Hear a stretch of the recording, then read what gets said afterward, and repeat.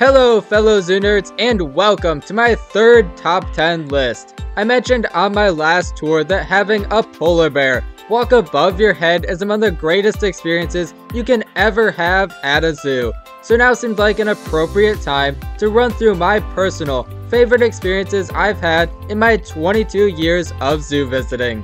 The kind of experiences I could visit zoos for the rest of my life and never have again.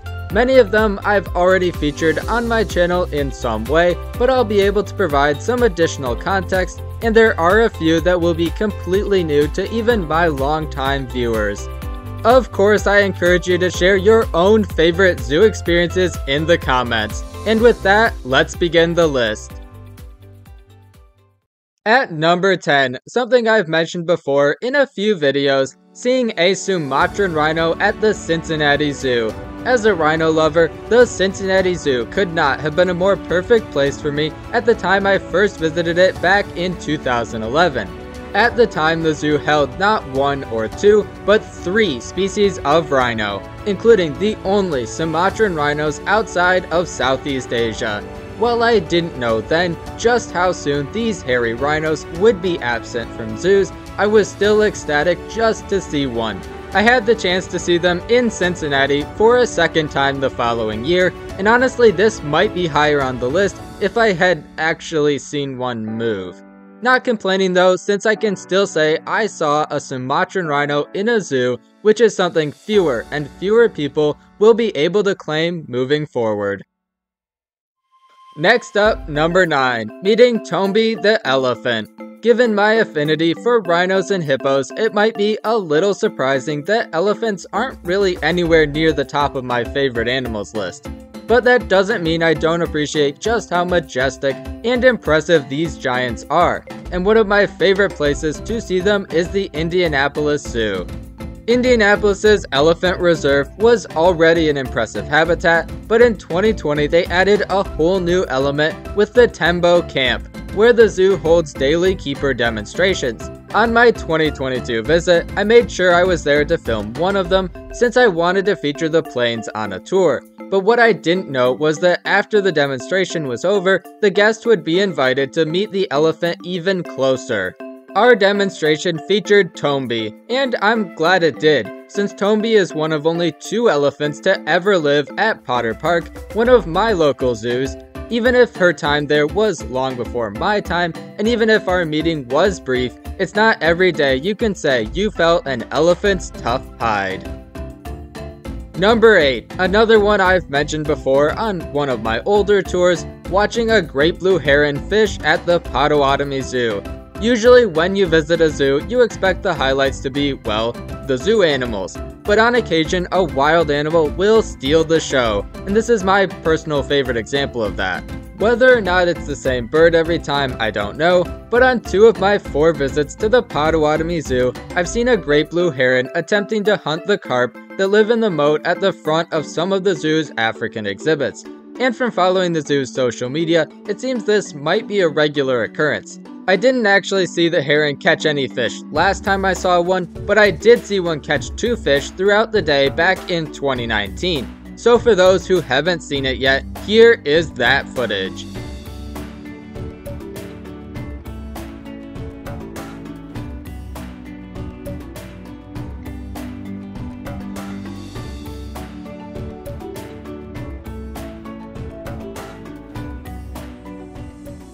Moving on to the most recent experience on the list, Tapir Zoomies at the Minnesota Zoo. I've shown this footage before, but here's a little additional context. Despite them not being that rare in the US, I've only seen a Malayan tapir 3 times over my many years of zoo visiting. The first time was at Zoo Tampa back in 2010, after which I went 11 years without seeing one before I saw one at the Louisville Zoo in 2022. So I was eager just to see one again when I went to Minnesota. As I approached the exhibit, I noticed the tapir was moving around in the water, and I was momentarily excited at the prospect of getting some footage of that. So I was a little disappointed when the tapir started climbing out of the water. However, that disappointment quickly turned to joy when the tapir took off running. something I never expected to see from this species and only made better by the tapir's adorable squeaks and whistles.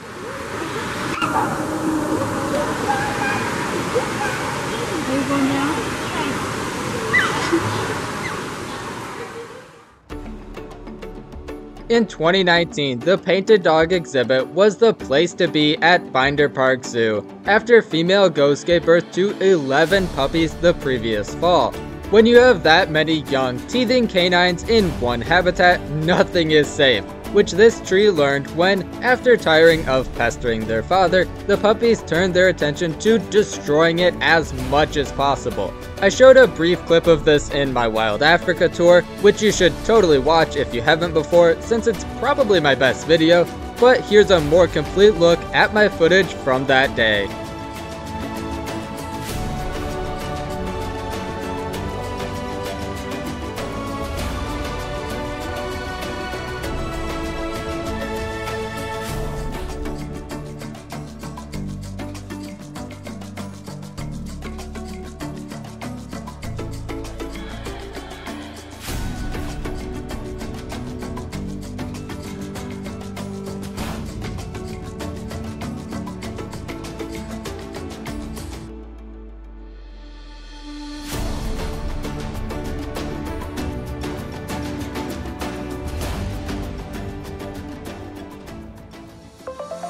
At the number 5 spot, the only time I've been charged at by a rhino. While I am always excited to see my favorite animal, I'll be the first to admit rhinos are not often the most exciting animals to watch. They tend to spend their days laying around, eating, or if you're lucky, they might walk around a bit. I mentioned earlier that the Cincinnati Zoo used to display 3 species of rhinos, and near the end of my 2012 visit, I happened to catch one of their Indian rhinos feeling a little rambunctious, and fortunately I did get this delightful moment on video.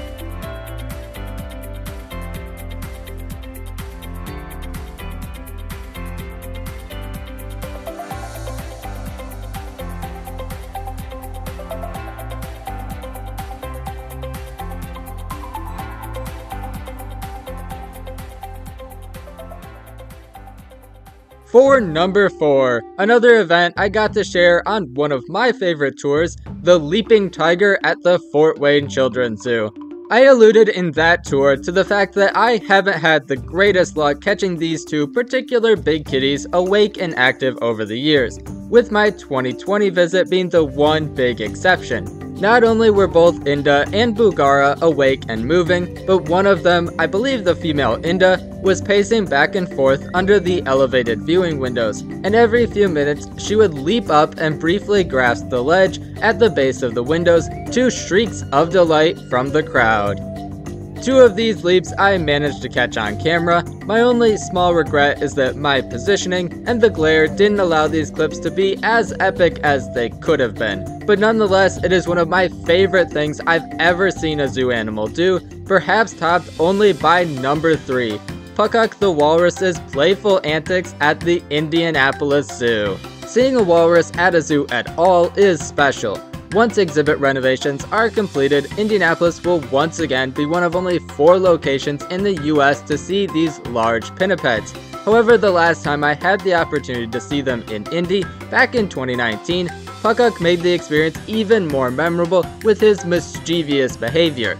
He would repeatedly swim slowly toward the glass viewing windows and, seemingly for his own amusement, just before reaching the glass, thrust his head forward to startle any nearby guest. Unfortunately, I no longer have the full video I took of this, only an edited clip I used to use as an intro for my zoo videos before I even started on YouTube, but hopefully you'll get the idea. Whether or not this was common behavior for Puckuk, or if I just got lucky, I don't know, but if there's any Indianapolis locals watching, perhaps you can weigh in. I'm not usually one to do behind the scenes experiences at zoos, but one of the few that I have done was at Zoo Tampa back in 2010. I'm not sure if this particular experience is still offered, but I did what I believe was a daily encounter with their white rhino herd. At the scheduled encounter time, the entire herd came filing by the encounter area like they knew what was coming. However, no staff showed up to do the encounter. It turns out the keeper who usually did the encounter was on vacation, and the guy filling in either forgot or didn't know he was supposed to do it. So my aunt had to track down some staff who could remind them so that 9-year-old Derek could have his special moment with the rhino herd, which included the chance to meet and touch their 7-month-old calf, who years later I learned his name's Kito and currently lives in Memphis. So I was looking forward to a reunion of sorts when I visited Memphis in 2022, but of course the rhinos were off exhibit that day. Despite that failed reunion, for a rhino lover, meeting a young calf that up close was an incredible moment, topped only by the other time I've had the opportunity to meet a rhino up close, which took place much more recently and was completely unplanned. Back in 2019, not long after I purchased my current camera, I woke up one September morning expecting to play baseball that day, but after the games got cancelled, I was eager to try out my new camera more and made a spontaneous trip to Potter Park. After we arrived, we discovered the staff was offering tours of the zoo's rhino barn in celebration of World Rhino Day, and we quickly slid into line. Inside, guests had the chance to not only meet, but also offer scratches to, and feed the zoo's female black rhino Dopssee. The next year, I had a neat follow-up experience after Dopssee had given birth to her first calf, Jolly. I was alone watching the two of them enjoy an afternoon mud bath when Dopssee suddenly got up, seemingly took notice of me standing there, and stood protectively in front of her calf. I wondered briefly if I was about to be charged by a rhino for the second time, but instead, little 7-month-old Jolly came walking around his mother all the way until he was standing right in front of me. These top 2 moments are a big part of why I not only want to have a career in animal care, but also hope to have the chance to work with rhinos someday. And that wraps up this special edition of Derek's Zoo Videos. Once again, be sure to share your personal favorite zoo experiences in the comments, and stay tuned for what should be a very exciting month of March for my channel.